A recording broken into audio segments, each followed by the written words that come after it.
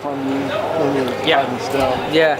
I mean, I'm the type of fighter that I don't want to be a boring fighter. I don't want to be that fighter that we're expecting already this from Abner. And I think you and anyone can say, hey, you know what, Abner, every fight is different.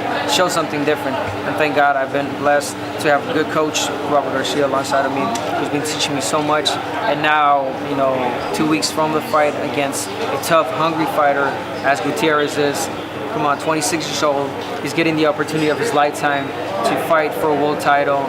He's only got 1 defeat, 36 wins, 25 knockouts. He's a hungry veteran, young veteran that is here to take what I've been working for so long, and that I don't plan to let it go bad. Have you seen many of his fights? I have, obviously. Once I got word of who I'm fighting, I did my homework. I studied him. I saw him, and he's a strong kid. He's a strong, hungry kid who is always there in front of you, pressures you, and a fighter that thinks that he can win it all based on strength and youth. But sometimes, you gotta be smarter than that. Abner, can you just talk about your involvement with this program and what it means to you to be involved? It means so much to me to be involved. I did the backpack giveaway this past month, I think it was, before they went to school. I've been doing it for a couple of years now. Can't remember, I think they got a hold of me through social media about 3 years ago, but they needed help. And it started small. I think they only had 1 ring, and now they have 2 rings. And I'm blessed to just walk in here. Like I said, there's not many kids right now. Obviously, they're in school right now, but it's over 100 kids that come here after school, work their butt off because they have that dream to become a world champion, to become someone in life. And like I said, it's combined with studying and working, on boxing. You got the study room back there. You got to do your homework, finish your homework. And these are kids with so many problems. They come in here with, we don't know, problems at home with their parents, financially problems. This is a tough neighborhood. I've known and I've heard many of the kids that we've lost through gang violence also, and it's heartbreaking. So we try to keep them away from all that and busy here. What is it? You grew up in a rough neighborhood. I know all about the Wine Gardens, and I know you've gotten just a little bit of trouble as a young guy growing up. What is your message to these kids? Because obviously, I'm a former gang member, as you know, and I know the area, and it is a rough place to grow up. It is a rough place to grow up. And my message is basically just be myself, showing the people that you could do something for your life, something better. There's always something better out there. It's just wanting it and changing your life. And letting that. Quick story. 2 weeks ago, I was selling my hats at my wife's store. Posted it on Instagram. A couple of friends showed up, but one of them that struck me was a friend that I hadn't seen for years from high school.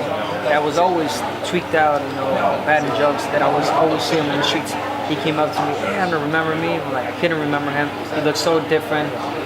Introduced me to his son. His son was a fan. I had him to tell him all about, how we grew up. And he was like, he told the kid was so thrilled. He was your #1 fan, champ. Thank you so much. You made his day. You made my day. Let me tell you, I'm a changed man. I live in Hesperia now. I don't make that much money, but I'm happy with my family. I changed my way. So I'm happy to see that. And he did it on his own. I'm not saying he did it because of me, but his kid is looking up to me now. You know what I'm saying? So I gotta use the platform to just be an example and not just someone that fights, makes money, and goes to waste money like crazy. It's stupid stuff. What is the worst bit of trouble you were in when you were growing up in Wine Gardens? Carjacking. The last one was the one that really hit me. It wasn't even that bad, but it was just the fact the way they did it. I was in a rumble, and I got harassed by the cop. I got beat up by the cop. He was gonna take me to jail, but he decided to take me home. He walked me in my house, handcuffed. I was crying. My mom was there. She was crying, devastated. And to see my mom's tears and to see her, broken down like that, it just really opened up my eyes. A bit. I'm not gonna say that I changed drastically right after that, but it did open up my eyes. How old were you at the time? I must have been like 13, 14. Did you ever get jumped into Wine Gardens? That is the reason why I left at the age of 15. I was initiated to get jumped in the hood. Word got around, my parents heard, and they sent me to Mexico. So that is the reason why I got sent to Mexico. So what was the defining moment in your life? life, but essentially in a different way. My parents grabbed me, put me in the bus, off to Mexico you go at the age of 15, living on my own, and I couldn't understand why they did it, but throughout the years, I got to understand why they did it. Obviously, seeing 90% of my friends in jail or dead, it's like, wow, that's why. When did you come back? How old were you when you came back? I didn't come back till the age of 20. Abner, how frustrating is it not having Leo Santa Cruz as your opponent for this fight? It feels like that should have been next. You guys both haven't fought in a while. Not frustrated whatsoever, bro. And over it. I'm concentrating on one fight and that's it.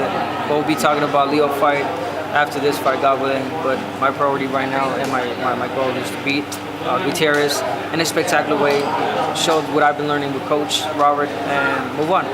Is the layoff from December, did you wish you got in the ring sooner? Is that something that you want? Yes, I wish I could have gotten in the gym sooner, in the ring sooner to fight. But I feel good. I stayed in the gym. If you follow me on Instagram, you can see I'm always in the gym. I'm constantly training with Robert. And again, it got to where I'm learning more little by little with Coach Robert, getting to know each other. This is our second year together. So, God knows why. Timings are perfect. And now I'm fighting Andres Gutierrez. And 2 weeks after that, God willing, everything goes well. I want to Leo Santa Cruz. If it's not Leo, I'm not even worried about fighting Leo anymore. I want to fight Frampton. I want to fight Oscar Valdez. I want to fight world champions out there. I'm not going to concentrate on one fighter now. I'm just. What did you make of Oscar's last performance? It was good. He showed it was a tough fight. Young kid who was a world champion, but he's still green. Obviously, is I believe his first, if not second, side of the fence. And he showed heart. He showed a heart that we know that he's always had, but he made the adjustments through the last rounds, and I'm happy for him. He's a good fighter. He went down. That surprised you? How did he look when he was down? Did he respond how he should have as a professional? He was down. It did not surprise me because he's vulnerable for that. He opens up too much. He gets caught with clean punches. It wasn't a devastating knockdown. It was a flash knockdown. He got up and responded good. Obviously not the way I would have done it. He stuck toe-to-toe with the guy. Should have held, but luckily I'm sorry, it was the last 10 seconds of the round, so he was fortunate enough that it was the 10 seconds. So your opponent really tougher than Leo's or tougher than Leo's? You never know. It could be tougher than Leo because of his style. It could be tougher than Leo because he wants it more. You know what I'm saying? This is a young kid that's got the opportunity. Abner, you're back at the StubHub. Things didn't go so well for you last time you were there. Is that creep in your mind at all? No, and thank you for bringing that up. Not too many people are talking about it, which is cool too. You know what I'm saying? But my last and only fight that I did there was against Johnny Gonzalez, which I got knocked out in the first round. But if anything, I'm excited because I owe 11 rounds. You know what I'm saying? I owe you guys 11 rounds, and I'm happy to be fighting there and showcase my talent there because that place is what do you call it? It's magical. Period. It's gonna go down in history as what they call the war zone because there's so many wars in there. I'm not saying that my fight might be a war, but definitely gonna give you guys the win and a good fight. Who's training with Jose Aldo? Last time I saw you, guys were working at heavyweight. We're good friends, man. We still stay in touch. I believe he's fighting in November. He was supposed to let me know. I'm gonna be attending this fight, and he's a great fighter, man. Great champion, human being, and it was great helping, being able. I was humble enough to be able to help a legend, as is Jose Aldo, and his and he's so nice. What's the word I'm looking for? He's so humble that he would listen. He didn't have to. He would sit there and just listen to everything I would tell him, and he'll do it in the ring. And that's how champions are made. They progress by listening, not thinking that they know everything already. And Jose Aldo is one of those. We're gonna see it now.